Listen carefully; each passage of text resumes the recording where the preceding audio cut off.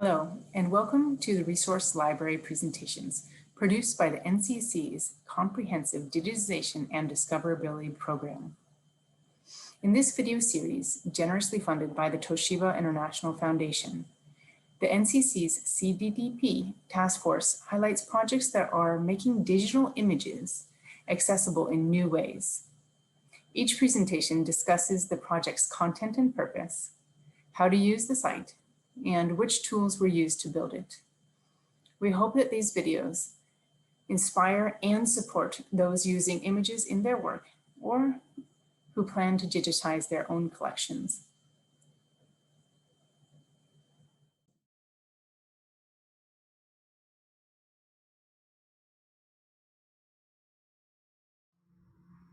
Hi, I'm Rebecca Corbett, and I'd like to introduce you to a project from USC Libraries, a digital exhibit of Japanese posters curated by students in an art history class in collaboration with their instructor and staff and librarians from the libraries.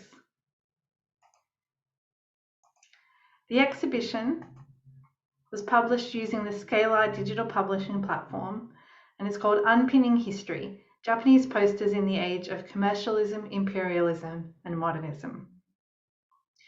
We launched it in May 2020 after development across the spring semester, beginning in January of that year. As you can imagine, with the onset of the COVID-19 global pandemic, this was a tumultuous period, which saw us transitioning to remote teaching and learning, and in this case, pivoting from a planned physical exhibit to a digital exhibit. In this video, I'd like to talk through how we went about designing the exhibit, both in the initial planning phases and when we transitioned to digital, why we chose to use the Scalar publishing platform, and some of the key features of the exhibit, and what we think will be of most use to researchers going forward. The Japanese poster collection at USC Libraries comprises 45 posters from the Taisho and early Showa periods, or 1910s, 20s, and 30s. Dr. Hiro planned her class for the spring 2020 semester around the idea of curating an exhibit featuring posters from the collection. Initially, the plan was to stage this in an exhibition room in our main research library on campus.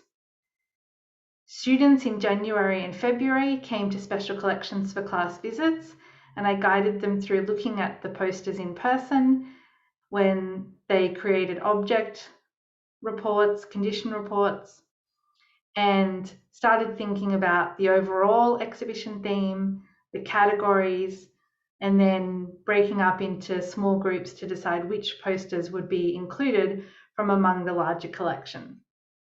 And one of the constraints that they faced was the space available for the physical exhibit would not allow them to display the full collection. Once in March 2020, we realized we had to transition to a digital exhibit. For us, the decision to use Scalar was fairly quick. Scalar is a USC-built digital publishing platform, and we have significant in-house expertise. My colleague, the director of the Amundsen Lab at USC Libraries, Dr. Curtis Fletcher, is one of the co-PIs of Scalar and its leading developer and designer. We also have curatorial staff in the libraries, including Anne-Marie Maxwell and Tyson Gaskell, who had already planned to work on the physical exhibit and were keen to start learning how to curate a digital exhibit in Scalar. They, along with myself, Dr. Rika Hiro, a postdoctoral teaching fellow and instructor of the class, as well as her students, got to work transitioning from the physical to digital exhibit. Now I'd like to show you some of the features of the exhibit and how it can be navigated and some of the affordances that Scalar offers. From the landing page, one can access and explore all of the elements of the project via the main table of contents, from the introduction to thematic essays around which the exhibit is organized, to the posters associated with each theme.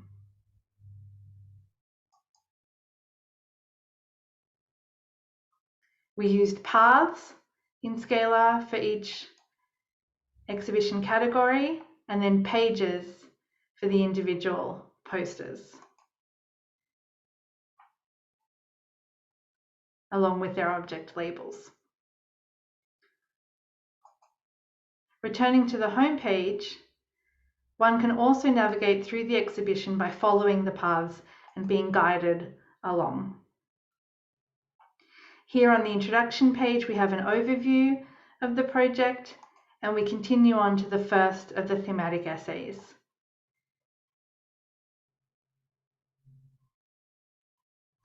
This thematic essay explains the historical background of modern Japan and the development of the posters. Interspersed throughout the essay are a selection of posters that are used in the exhibit.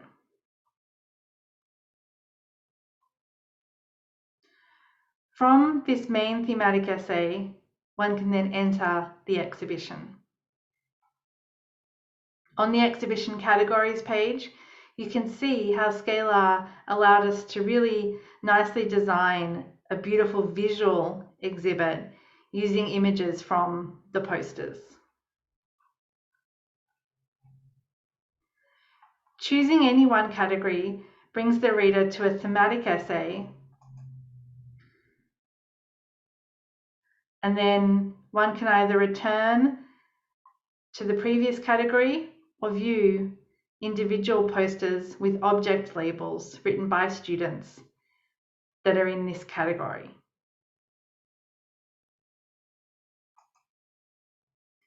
Each of these individual poster pages, as I said, has an object label written by one or two students. We see the student's name here. It showcases the poster and the full metadata for the poster, including a link to the digital library at USC where a high-resolution TIFF is available for download. One of the great affordances of Scalar is the notation feature, which allowed us to do things that would have been difficult to do in a physical exhibit with the posters hung on the wall. And in the case of our library building, they would have been behind glass as well. By using a digitized version of the poster and the annotation feature in Scalar, we can zoom in to see that in this peaceful beach scene of the Shandong Peninsula, there are Japanese national flags dotted along the beach among the buildings, a sign of subtle and implicit Japanese nationalism. Viewing more posters in this category, we can also see how, in addition to the full object label, in some cases, we were able to add additional contextual information beyond the short 200-word object label. Here, we see a poster that depicts the Falling Tomb or Falling Mausoleum, and we created an additional link to a travelogue entry by the poet Yosuno Akiko, which describes her encounter in Manchuria and Mongolia, her travels there, describing her encounter with this mausoleum and leaving the South Manchurian Railway Company offices. So we found that greater contextualization was in fact offered by using the Scalar platform than we would have achieved through a physical exhibit. One of the other things that we were really excited about was that this exhibit would in fact have a long life, rather than a short 2-month physical exhibit in our library building that only people visiting campus would see.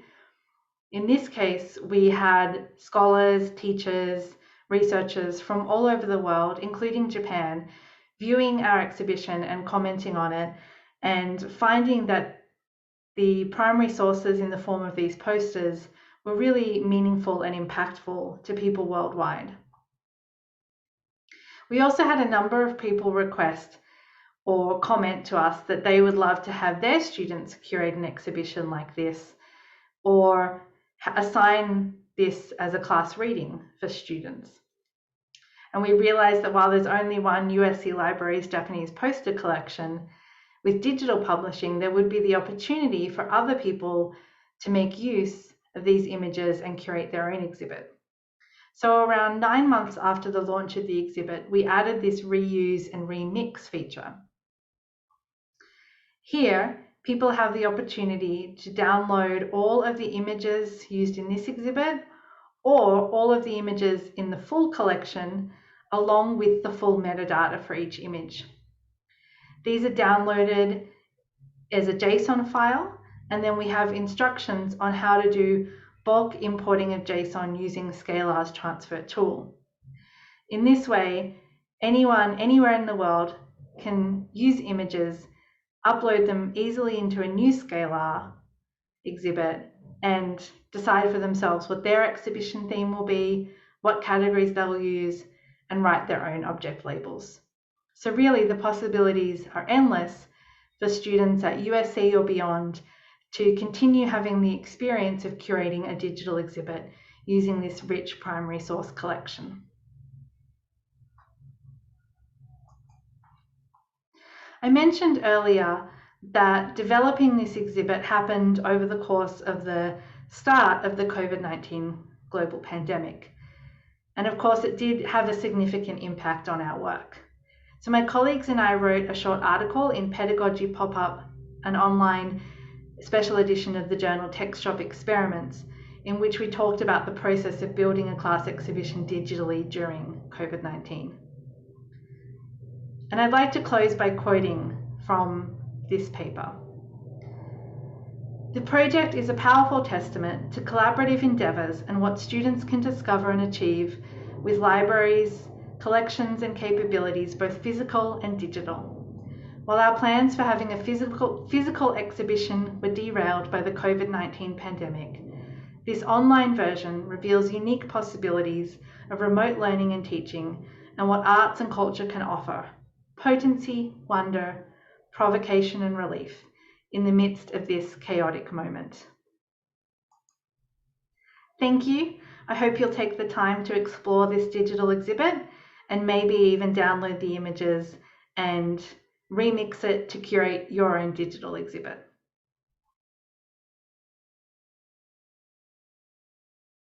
Thank you for watching the presentation.